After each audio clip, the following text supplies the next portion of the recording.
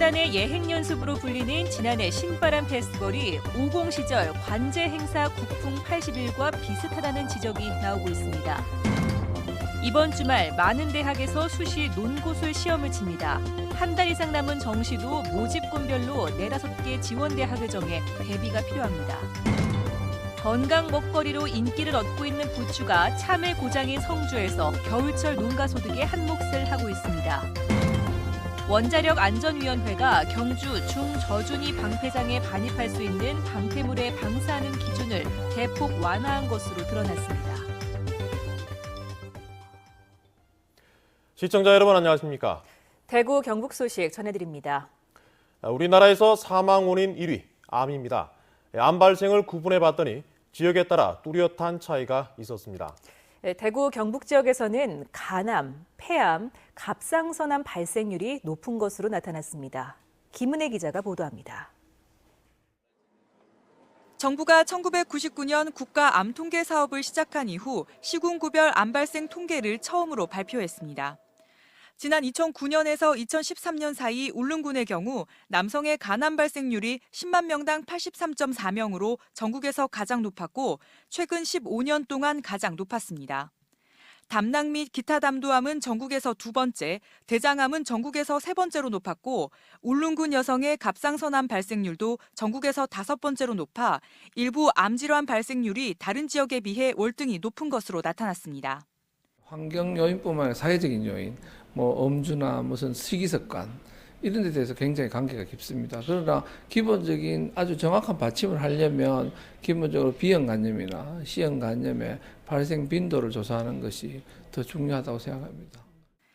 대구 지역의 경우 수성구 여성의 갑상선암 발생률이 10만 명당 169.7명으로 전남 광양에 이어 전국에서 2번째로 높았고 중구 여성의 대장암 발생이 전국에서 4번째로 많았습니다.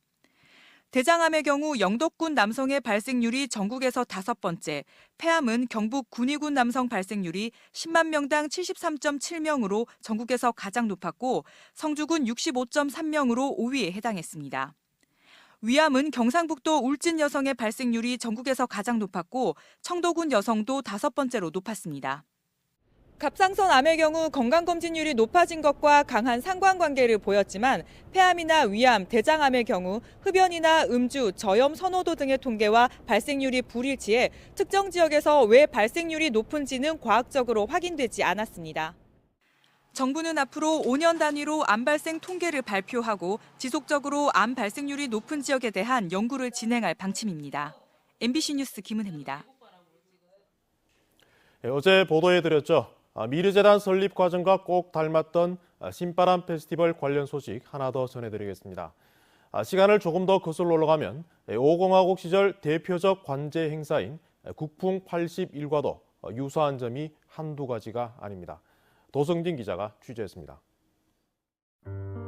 무력을 앞세워 권력을 잡은 전두환 정권은 1980년 광주 민주항쟁을 계엄군으로 진압합니다. 전두환 정권은 대학생들의 민주화 요구가 드세지고 광주 민주항쟁 1주년이던 이듬해 5월 국풍 81이라는 대규모 문화축제를 엽니다. 페스티벌은 지방에 무슨 음식 갖다 놓고 하고 꽹과리 치고 놀고 그건 무슨 지금 그 당시 그럴 처지가 아니었다 이렇게 본 거예요. 새 역사 창조와 청년을 강조한 이 행사의 목적은 훗날 청와대 문건에서 학원 문제를 국풍으로 유도해 축제 속에 매몰시키는 것으로 드러났습니다. 국풍이라고 하는 그 관제 행사가 바로 그 5공화국의 그 피 묻은 그 자국을 문화라는 것으로 씻어내려고 하는 그런 그 일종의 관제 어용 행사로구나. 지난해 창조경제를 홍보하기 위해 정부가 급조한 신바람 페스티벌 역시 대통령의 지지율이 취임 후 가장 낮을 때였습니다.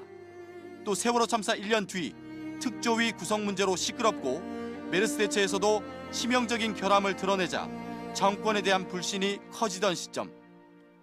창조경제를 홍보하고 메르스 대란 정부 실책을 일그러뜨리기 위해 추진했다는 점에서 제5공화국 전두환 정권의 관제 행사인 국풍 80일이 연상됩니다. 박근혜 정권이 5공화국과 비교가 되는 건 미르재단의 형성 과정에도 그 이유가 있습니다. 청와대가 주도해 강제 모금에 나서고 재단이 사실상 사유화됐다는 점에서 전두환 정권 시절 이례재단과 판박이라는 평가가 많습니다. 신바람 페스티벌이 정부 실책을 잠재우기 위한 관제 행사라는 비판이 커지고 있는 가운데 대통령이 직접 지시했다는 증언도 나오고 있어 실체 규명이 시급해 보입니다. MBC 뉴스 도성진입니다. 대체 어디까지 터져나와야 지금 이 어이없는 사태가 끝날지 많이 화나시고 답답하시죠. 이번 주말 200만 촛불이 예상되는 가운데 분노한 농민들이 트랙터를 몰고 청와대를 향해 가고 있습니다. 김건엽 기자가 보도합니다. 대형 트랙터가 줄지어 도로를 행진합니다. 트랙터에는 구호가 크게 적혀 있고 세월호를 상징하는 노란 리본도 달려 있습니다. 전국농민회가 농정 파탄과 국정농단의 책임을 물어 대통령 퇴진을 요구하며 농기계 행진을 계속하고 있습니다. 지난주 경북을 지난 농기계 투쟁단은 현재 충청과 경기 지역을 지나며 서울 입성을 앞두고 있습니다. 농민들은 쌀값이 20년 전 가격으로 떨어졌지만 정부는 수입을 줄이지 않고 오히려 직불금을 축소하려 한다며 농민에게도 최악의 정부라고 비판했습니다. 20년 전보다 쌀값이 도로 떨어지면은 우리 농민들은 그냥 죽으라는 소리가 똑같아요. 농민들은 전국의 중대 분수령이 될 것으로 보이는 이번 주말 서울 광화문 촛불 집회에 참여합니다. 더 이상 이 나라가 무너지는 걸 막아야 한다. 농민들이 제2의 동학농민군이 되어서 나라를 구해야 한다. 이런 마음으로 나섰습니다. 지역에서도 이번 주말 촛불 집회가 이어집니다. 안동은 문화의 거리에서 대통령 퇴진 안동 시국대회가 열리고 영주는 철도노조와 함께 집회를 여는 등 지난주에 이어 촛불 집회가 이어질 예정입니다. MBC 뉴스 김건엽입니다. 새누리당 출신인 이재호, 최병국 전 의원이 주축이 된 가칭 늘 푸른 한국당이 오늘 오후 구미 SM 컨벤션 웨딩에서 경북도당 창당대회를 열고 지역 기반 다지기에 나섰습니다. 창당대회 행사 뒤에는 박근혜 최순실 게이트 규탄 대회와 거리 행진을 했고 오는 29일에는 대구에서 대구시당 창당대회를 열 계획입니다. 대입 수능을 치르고 성적 발표까지 2주가 남아 있습니다. 이번 주말 많은 대학에서 수시 논구술 시험을 앞두고 있어 수험생들은 수시와 정시를 한꺼번에 대비하고 있습니다. 보도에 양관희 기자입니다. 수능이 끝난 뒤에도 학원에서는 많은 수험생들이 대입 준비에 집중하고 있습니다.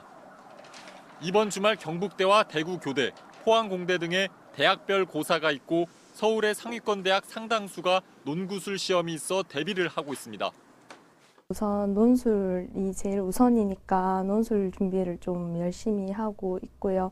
논술이 끝난 뒤에는 아무래도 정시를 또 고려해야 할 수도 있으니까. 상대적으로 학생부에 치중하는 학교와 달리 학원가에서는 논술반을 따로 운영하면서 논술을 통한 마지막 수시 전형에 대비하고 있습니다. 학교에 맞춰서 이제 뭐 배운다거나 아니면 또 다른 차별화된 전략을 배운다거나 이렇게 함으로써 논술에 대한 대비를 더 할 수 있는 것 같아요. 입시 관계자들은 수능 원점수가 하락했지만 크게 걱정할 필요는 없다며 모집군별로 4-5개 지원 대학을 정해 한 달 이상 남은 정시 지원에 대비할 것을 조언합니다. 어차피 상대평가이기 때문에 등급과 석차는 변동이 없기 때문에 좀 차분한 마음으로 검토하게 되기 때문에 실제로는 어렵고 쉽고에 따라서 유불리는 없는 편입니다. 면접에서는 학생부와 자기소개서 관련뿐 아니라 올해 화두가 된 시사 이슈도 자주 언급돼 미리 준비해두는 게 좋습니다. MBC 뉴스 양관입니다. 성주하면 참외가 바로 떠오르는데요. 요즘은 부추가 겨울철 대체 작물로 주목받고 있습니다. 한태현 기자입니다. 참외의 고장인 성주군의 한 비닐하우스에 진한 부추향이 가득합니다. 진한 녹색을 띤 부추를 자라는 농부의 손놀림이 바쁩니다. 지난달 말부터 수확을 시작한 부추는 대구와 서울로 팔려나갑니다. 하루에 1cm씩 쑥쑥 자라 한 달이면 다 크는데 겨울철 넉 달 동안 4차례나 수확할 수 있습니다. 금전적 어려움이 있는데 부추를 하면 부추도 그 사이에 또 한 4개월 정도 수입이 있으니까 그만큼 금전적으로 많은 도움이 돼서 올해는 부추 주산지인 포항과 울산에서 태풍 피해로 생산량이 급감하면서 높은 가격에 팔려나가고 있습니다. 지난 2010년 기존의 참외하우스에서 시작한 성주의 부추 재배는 농가들로부터 큰 인기를 얻으면서 올해는 재배 면적이 2배가량 늘었습니다. 올해는 장목반도 2개로 늘어났고 9개 참외 농가가 부추 농사에 새롭게 뛰어들었습니다.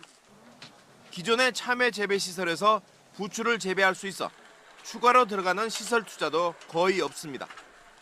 성주군에서는 성주 겨울부추 브랜드를 알리고자 각종 재배 기술 지원을 하고 있으며 적정 농가 수 이상을 유지하도록 각종 지원을 아끼지 않을 것입니다. 혈액순환과 피로회복 등의 효능이 좋다고 알려진 겨울부추가 참외 고장인 성주에서 겨울 대체 작목으로 자리를 잡아가고 있습니다. MBC 뉴스 한태현입니다.